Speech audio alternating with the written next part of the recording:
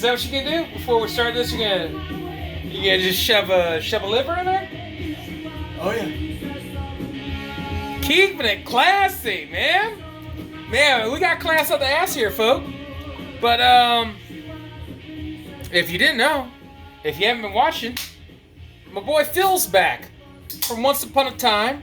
We were just hanging out, man. If you guys watched when I visited my boy in Nashville for fight night, this is what we've been doing all night. We've been listening to Bill Burr and comedy and having a good laugh and catching up and what have you. All right, so that's been spinning. Enjoying that, man. Good times. Yeah. What's up, brother Phil? Good stuff. Good stuff, man. And if you didn't know, this is gonna be uploaded post the fact. Tomorrow's the UFC Heavyweight Championship of the world, man.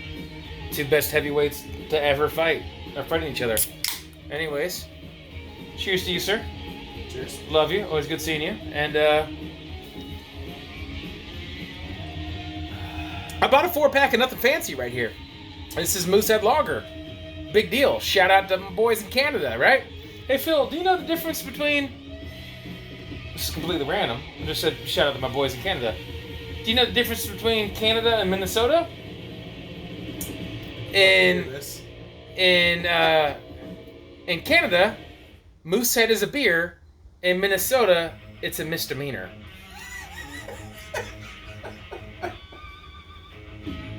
It's got to shit you come up with when you're from Wisconsin. Yeah, I guess so, right? Northern born, southern raised, right? If you can't tell, your boy is wearing this this Aussie shirt right here. I won in a fist fight, right? Long story. All right. A random fist fight. You want a T-shirt? But it was a buddy. You won the fight. Here's the shirt. It was a buddy who actually bumped into in the fights that were in Greenville. I hadn't seen in years. We had a sparring match, a friendly sparring match. That was just a 5-rounder. All right. And then we had a friend referee it. And then I had a Wisconsin boxing. But if you don't know, Wisconsin used to be the premier boxing university, and they had a guy who died after making weight and everything, a Wisconsin athlete, Wisconsin's academic school. They disbanded not only Wisconsin boxing, but collegiate boxing as a whole. And so it's kind of unfortunate, but Wisconsin was the end-all, be-all boxing location. I come from a state, northern born, southern raised, so, I've been in the Carolinas a long time, but I'm from a state where people just scrap friendly, if that makes sense, right? So, anyways, I'm wearing this in honor of what we're getting after, right? So shout outs to, all my boys in New Zealand and Down Under and Australia, Trigger and Metal Down Under and fucking Brennan Van D, Grandma's Handbag, all these guys, right? So we'll get after it, right? So in particular, one, all right? This is why we're playing this Saxon in the background, right? And I might lower this just so we can talk, right? And hopefully YouTube doesn't pop us, because I don't want to refilm this without my friend, right? So, Brendan Van D's got a contest going on right now. My boy just cracked 100, right? And so it's cool. He's showing his face. Everyone loves him. He's a beautiful guy, big burly bro like myself. Can't help but love a big burly bro, right? And so I told him this in the comment thread. He has a contest called The Good, the Bad, and the Ugly. No shit. Swear to God, that was the idea for my next contest. So I can't be mad at him. Great minds think alike, right? So in honor of that, right, I'm just going to go kick off with this soundtrack, In the Shrink, Good, the Bad, and the Ugly. All right? You like some Westerns, as do I. If you go on Discogs, if you can see this United Artists, right, this is the Good, the Ugly, and the Bad misprint. All right? On some nerd shit, if I'm not mistaken, unless they've changed it or whatever, if you go on Discogs and you look up first presses and different things, you research it, it actually says, chances are you don't have this album. Anyways, so this is a uber rare misprint, The Good, the Ugly, and the Bad, right? So I'm going to get after this, all right? So he basically wanted to say, hey, show some good albums, whether it's in quality of music or extreme press or something you're just happy to have. It's so good. The Bad. However you interpret it, the ugly. It is what it is, all right? So I'm just rolling with it, supporting my boy, right? And so to get, I just grab some things and see that I'm out of order instantly, right? I'm not smooth with it, right? We've been more worried about hanging out, right? So this Medusa, which looks maniacal, this is more kind of like a psych-tinged dark, kind of pre-doom metal, heavy garage rock. All right, so it's kind of spacey and weird. It looks way more evil than it is, right? And what I like is that even though I'm not a big fan of these resealable flap labels, I love that it comes with a resealable, usable protective sleeve that has the hype sticker. So you can protect it and never lose the hype sticker. But if you can see, it's like a felt, crushed... Oh, dude, this thing is so dope. I'm about to lost a little inner paper right here. No worries. And if you can see here, in this kind of a MoFi protective sleeve, it's kind of a tangerine orange, right? I've done this in the past, right? So I've shown this record multiple times, and I've spun it with Dustin in the past. You know what I mean? So no worries. If you want to back view, it's all good. I want to say, on the Phonolux Finds video, if you want to hear needle drop, I think that's the one. When I was visiting my boy Phil here, but the grail as far as locations to shop at was Phonolux. And then eventually down the line, I showed a video. And I don't know if it was Phonolux because Brody was there. I don't know. One of these videos with Dustin, and I showed that. Alright. Who fucking knows, right? I'm just having a good time. So good. These are just good quality, good things you find. This record right here isn't end all be all, but this is an OG press. And this is Donald Byrd's Street Lady. And this thing's always thrashed to pieces. And I actually, just before I grabbed this, I bought this on a 1 of 1500 green wax repress. And I just tapped out and ever finding this. And then even though I bought that repress, and I have a decent but beater copy of this, which I guess I could have shown the same record for The Good, the Bad, and the Ugly. You know? But twice. But super happy to find that, right? And we're getting into it, right? I'm going to get to something that fits Brennan, especially. You know? It's Brennan, not Brandon, by the way. But, don't you eyeball me. Don't you fucking eyeball me. Alright? I don't know. We've been drinking. Alright? We've been drinking. Mystery. Alright? So... Backtracking real quick. Have you ever had Moose Drool? Moose Drool? Yeah. What is that? Beer. I've heard of that, actually, now that I registered. I did when I bounced in Iowa years and years ago. What is it? We had like an old 6-pack. I feel like it was a stout, maybe? I don't know. I don't know either, but it's been a long time and it was tasty. Moose Drool. We'll have to get on that, right? Alright, we'll get on after that. Alright? This video is going to be rubbish. Anyways. So, Sorry to go off on tangent. No, the heck, no, dude, I always say, if you're in the chair, I ramble. Because mainly, the only reason I'm rambling and trying to speak quickly is so that I can make these videos in under fucking a day and a half. But, this right here is so stupid clean. This comes from Bangladesh. This is George Harrison. It's got the dirtiest little water smudge, which I'm pretty sure I could erase with a pencil, right? So the original book is in there, and then photography. This book is immaculate and flawless.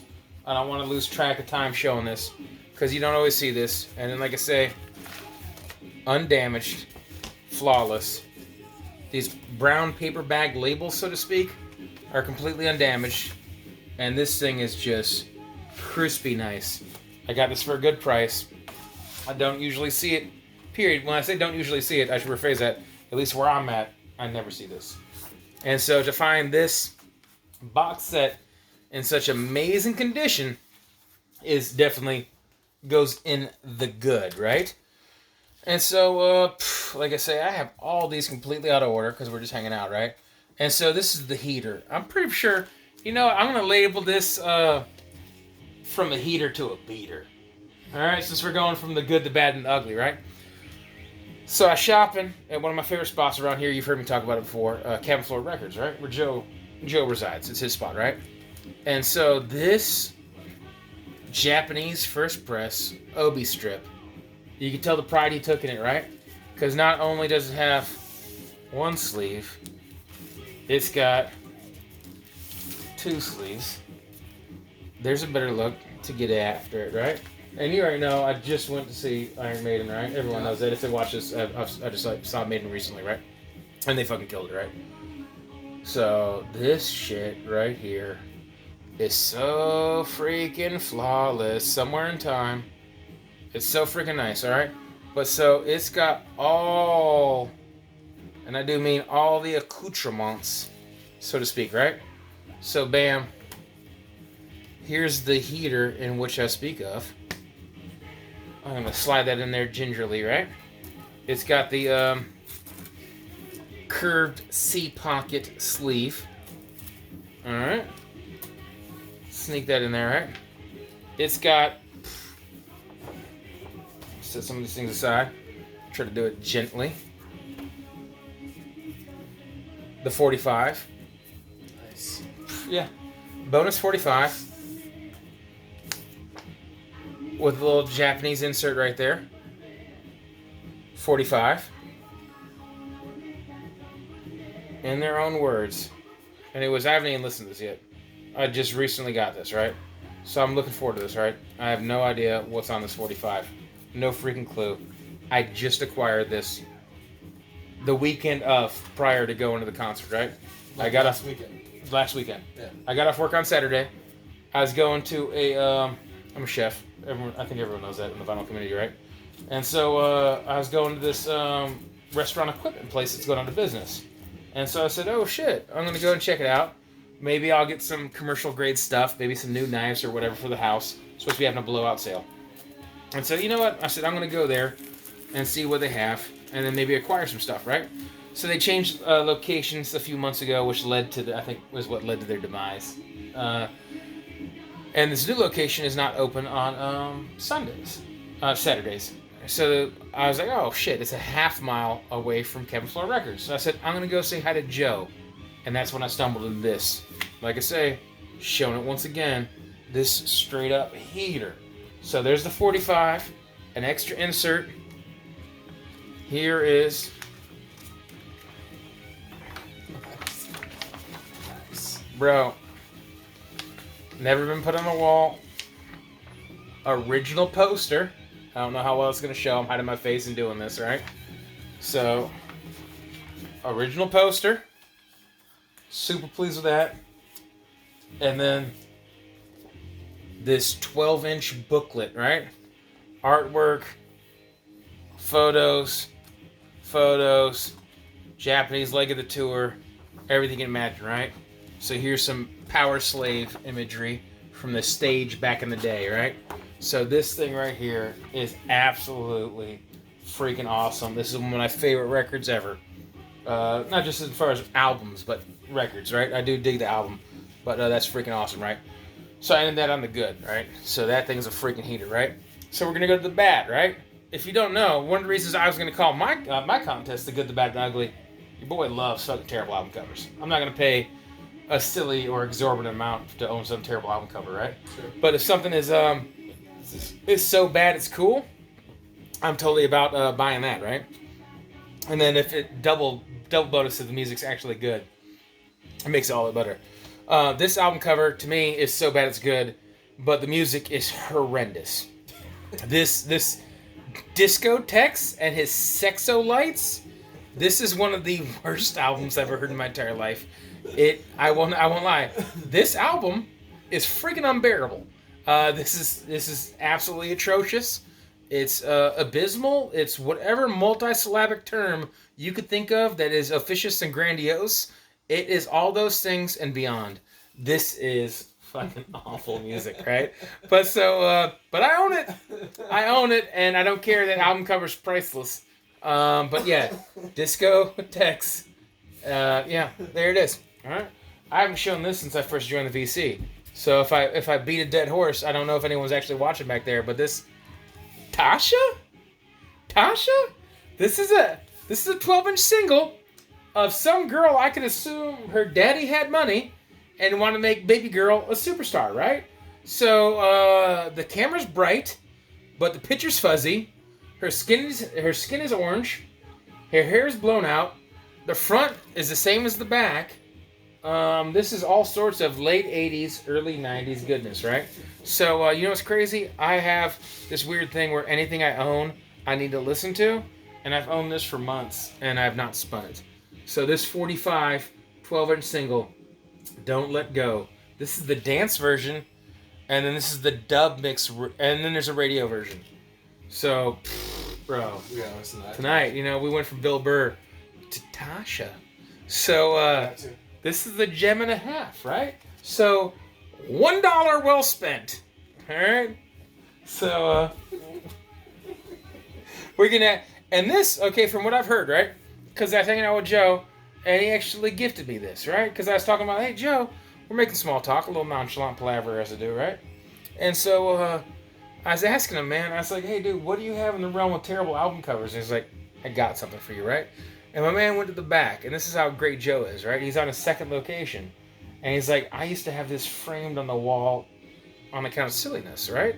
So he had this Cerrone, I assume it's pronounced Cerrone, like Donald Cerrone, a former WEC champion and current top UFC fighter, 155, 170-pound weight class.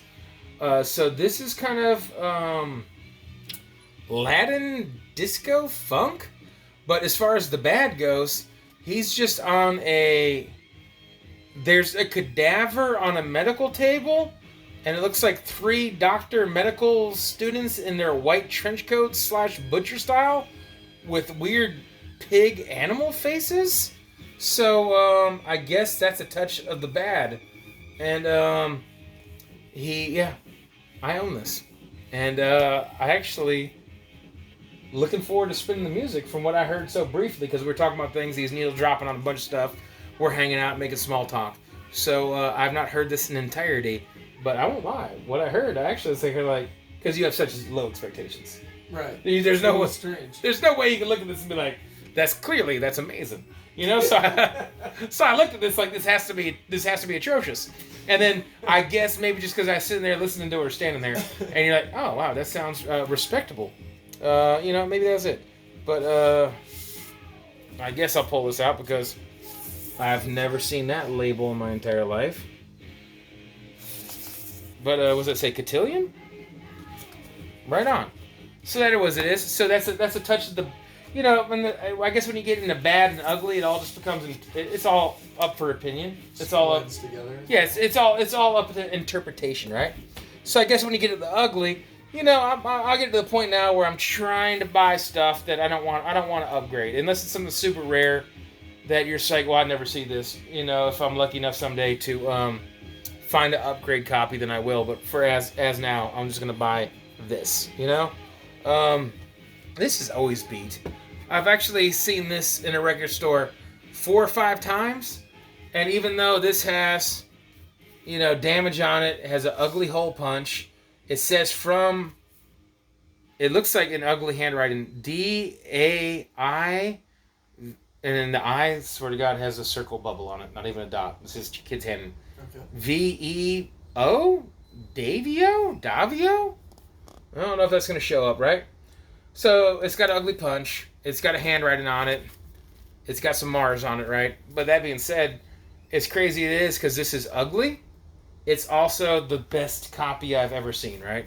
So this Bloodrock, which is a band I like out of Fort Worth, Texas, they had 6, 7 albums, and then so Bloodrock 1, 2, 3. Well, Bloodrock was just called Bloodrock.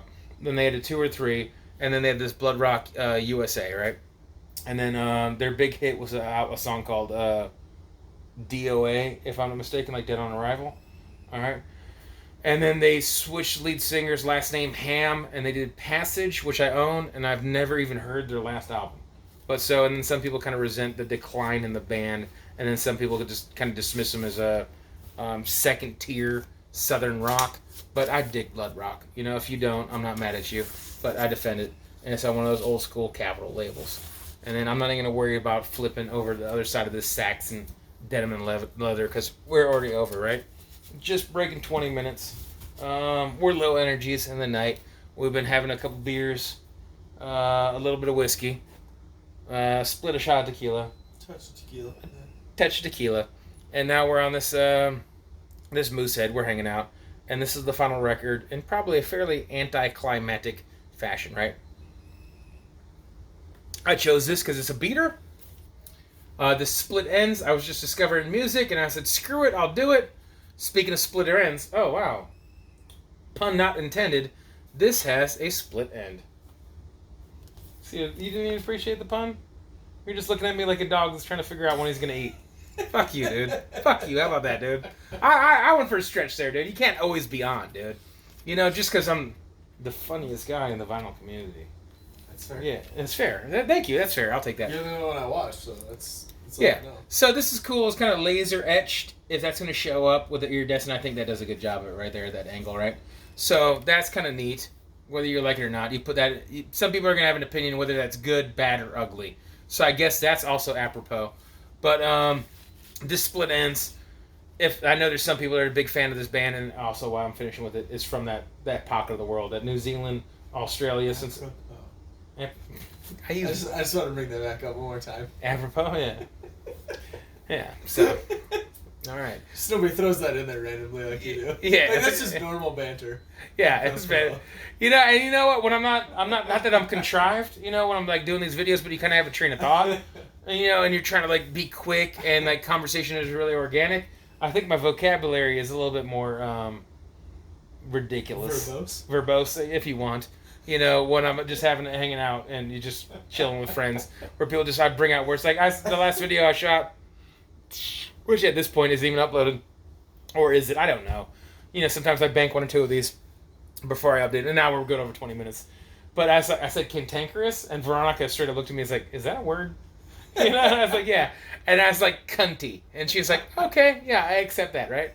So anyway, split ends. They're from that region of the world, and this has like different colorways and variants. So there's one that's like aqua teal and like green, and there's a blue one, and then whatever. And so there's people that are like really gung-ho on this band, whose heyday was in the late 70s to the mid 80s, if I'm not mistaken. But I don't know if this is like their 3rd or 4th album, but this is when they get a little bit deeper into their catalog, and I want to say this is when they had their international commercial success. But so this is very not metal for a contest I did for a metal brethren. So anyways, sorry I didn't let you talk. We've been talking all night, but I just hammered out a video because my friend was here. So kudos to Brother Phil, hanging out with Brody and the gang tomorrow. Good to buy the ugly. Gotta buy a 44 Magnum. I've been trying to talk you into it. That's the way to do it. Yeah. We all love Clint Eastwood. Buy the 44 Magnum. This is the most powerful. I'm gonna buy another 357. Nope. Buy 44. Dude, well, it's gonna be a Smith & Wesson. I know that much. All right, so I'm just gonna say goodbye now because we're just gonna continue this conversation and go nowhere. Maybe someday I'll be live streaming if people continue to subscribe, but if they don't, I don't give a shit because it's gonna happen organically. All right, take care. Cheers. Rock on. Goodbye.